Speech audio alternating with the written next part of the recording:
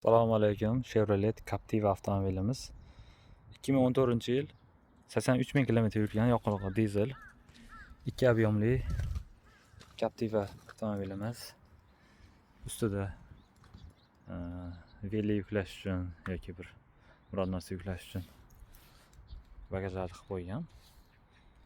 Narxi 3 million 600 ming won. Salon holatlariga kelsak, mashinamiz salonlari o'ta keng holatda. Hop, orqasida ham sidinasi bor. Ko'tarib qo'ysa bu yoqda bitta yana o'rindiq mavjud. Hop.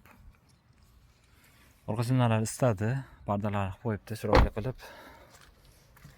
Tonirovkasi yo'q ekan, deyarli ichi ko'rinyapti. Xo'sh, oldi simlarimizga kelsak, rulda multimedia boshqargan funksiyalari bor. Hop, signallar istadi. Avto hold bor, eko rejimlari bor, monitori mavjud. Bilek baksini olib qo'yibdi.